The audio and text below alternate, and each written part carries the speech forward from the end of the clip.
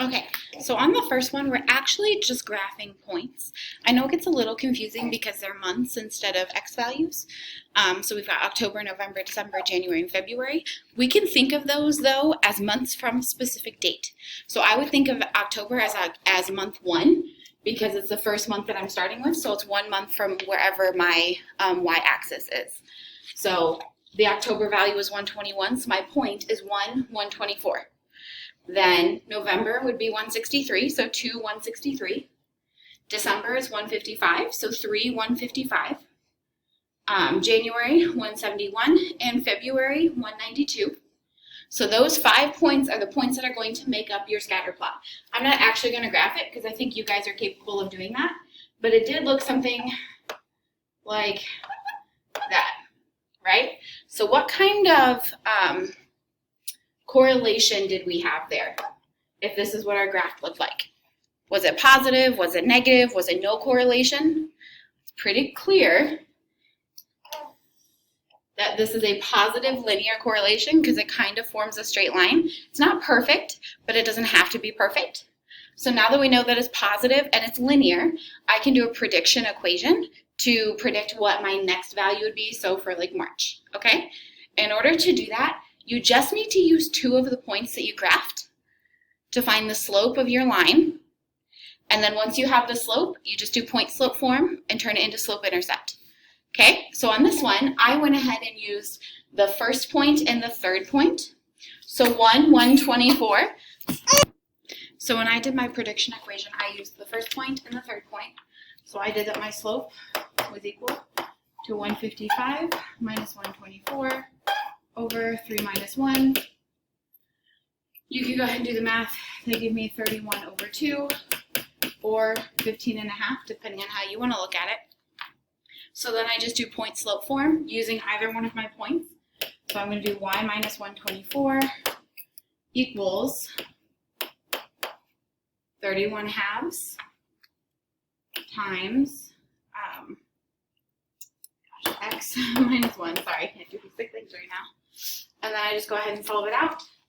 When I do that, I get 31 halves x minus 31 over 2 plus, I go ahead and take 124 and put it over 2. So then it becomes 248 over 2. Y equals 31 halves x. Go ahead and add that together and you get plus 217 over 2. Which go ahead and reduces to 108.5. Or you could leave it like that, okay? So either one of these would be acceptable answers. And again, depending on which points you used, you might get a slightly different equation, okay? So then if I wanted to predict what it would be in March, I would just have to take 6, because March would be the 6th month in our data set, and plug it in for x. When I do that,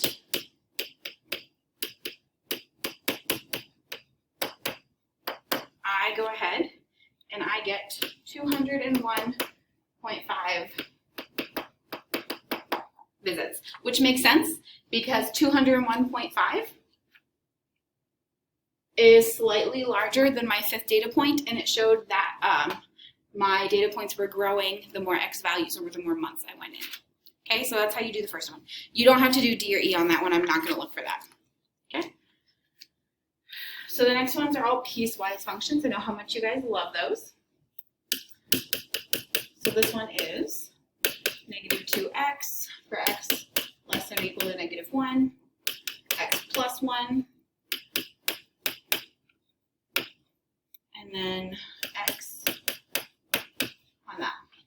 So I just go ahead and I graph it. You can color code them if you want to. I'm not going to, but you're more than welcome to. So the first thing I do is I identify my endpoints.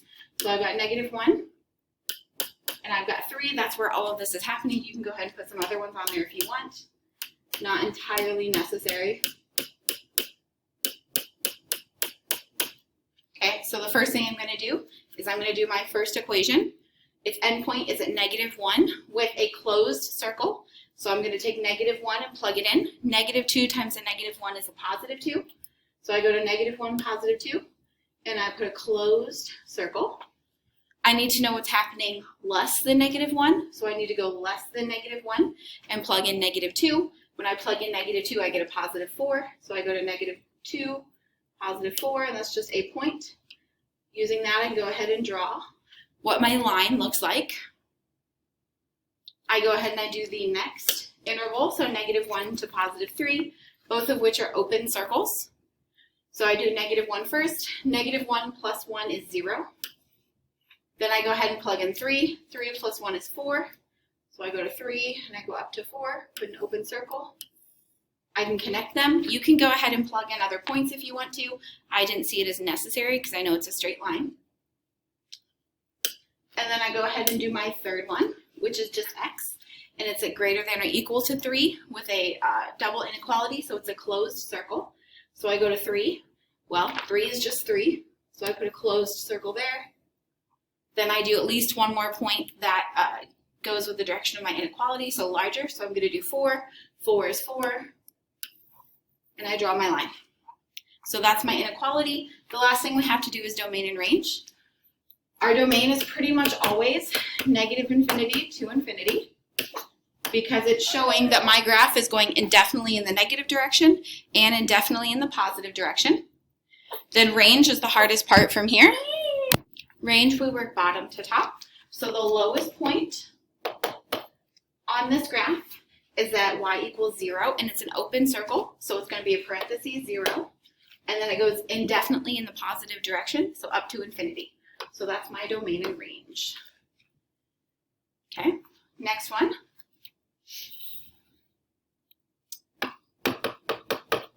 Another piecewise function. Clearly, you guys just love these. So -3 for x less than -1, for x minus 3, between, and then x greater than 3. Same thing I did before. I'm going to go ahead and graph this. I'm going to use all one color on this one. So I have to have some x values. I have some y values. At -1, my y value is -3. It's an open circle. I have to do at least one more point in that direction so I know what it looks like. I go to -2. Hey, guess what? It's still -3. So this is going to be a horizontal line staying at y equals -3. I go ahead and do my second interval, which goes from -1 to +3. Both of them are double inequality, so both of them are closed circles. So -1, when I plug it into the second equation, gives me -4 minus 3 is -7.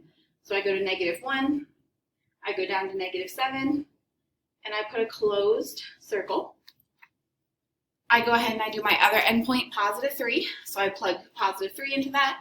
4 times 3 is 12, minus 3 is 9. 3,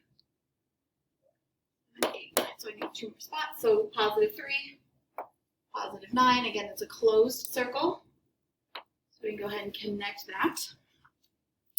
And then I need to do my third inequality, which starts at 3 and goes x larger than 3. So it's an open circle. And it's just x. So at 3, my x value is 3. At 4, my x value is 4. And I draw my line. Again, we do domain and range on this one. Domain is going to be -infinity to +infinity. Okay, that's pretty much what it's going to be for all of these. And then my range is bottom to top. Well, top I know goes to infinity. So I just need to figure out my bottom point. Well, my bottom y value was -7. And it's a closed circle, which means it's touching it. So it's going to be a hard bracket at -7. So that's my range. We can go ahead and do the next one. If I'm going too fast, that's fine. You can always pause the video and go back and look at it. So the function is equal to -x on the interval x less than -2, x plus 2 on the interval between -2 and +2, and then 5 for x greater than 2. Go ahead and draw it.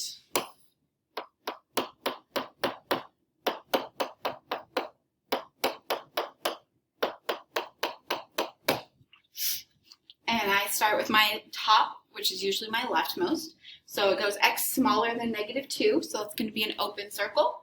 I go ahead and I plug -2 into that. The negative of -2 is +2. So -2 gave me a +2 y output. I plug in another point. I'm going to do -4 this time, just to switch it up. So I go to -4, plug it in, and I get +4. So I need to put a dot, +4, and that tells me my line. Now I do the middle inequality interval, so -2 to +2. Both of them are double inequalities, so they're closed circles. So I take -2 and I plug it in. -2 plus 2 is 0. So I'm going to have a closed circle at -2, 0. I do the same thing with +2, plug it in, I get 4. I have a closed circle, and then connect my points. So I connected those, and I got my middle interval, which is my middle function. And so now I have the bottom one, which is my rightmost, and it's x greater than 2, but all of my y values are 5. So I go to +2, and I go up to 5, and I have an open circle, and it's going to be a horizontal line heading in the positive direction, because it was a single inequality, so open circle. Okay? So now, domain and range. Domain clearly is -infinity to +infinity. And then my range goes from my bottommost point of 0 up to infinity, because my arrow on this one keeps going up. So that one's done. Next ones are writing the piecewise functions. I'm just going to talk you through those because I didn't draw them out already. I guess I could draw one of them. That might be helpful. So give me a second. Okay, so I always start on the left. I like to identify my intervals before I actually get into writing the equations. So my first interval is x less than -1 because it breaks at -1. It's an open circle and it goes left. My second interval goes from -1 to a +3. And they're both closed circles, so that means they're double inequalities. And then my last one goes from a +3 onward, so x greater than 3, and it's an open circle, so single inequality. So now it's like, not really the hard part, but it requires more work. So we're going to find the equation for each of these lines. Are any of them really easy to figure out already? Hopefully you said yes. This one is a horizontal line, so it's just a number. It's some y value that it goes through. This horizontal line goes through y equals -1. So my middle equation is just -1 for all of those x values. Okay, so now I can do the individual ones. First thing I'm going to do is I'm going to identify the slope. So on this one, I have a slope of up 2, so rise of 2, but left 1. So my slope is -2. And then I just have to figure out one point that's on there. So I'm going to go ahead and use the point -1, 2. And I'm going to do point slope form and then solve it into slope intercept. Okay, so I'm going to do that over here. Y minus 2 equals -2 times x minus a -1, which is +1. Go ahead and solve that out. Y equals -2x. -2 times 1 is a -2. Plus 2 is 0. So I just get y equals -2x for this top equation. I go ahead and repeat that for my third equation, since we already know the middle one. So I know my slope is 1. I can tell just by looking at points. If you didn't, you could do a slope formula using 2 points that the line goes through. Okay, so we do that. I'm going to go ahead and use the point 3, 4. So I have y minus 4 equals 1 times x minus 3. Go ahead and solve it out. Y equals x. 1 times -3 is -3. Add the 4 over, gives you a +1. So x plus 1 is my third equation. And then I'm done. So I'm not going to do the next one just because the solution's already on there. So you can go ahead and figure it out. If you have questions, let me know. The next one is just a transformation question. So it's y equals x squared plus 5, and it wants you to describe the transformation. Well, this is clearly a quadratic, so I know my parent function was y equals x squared.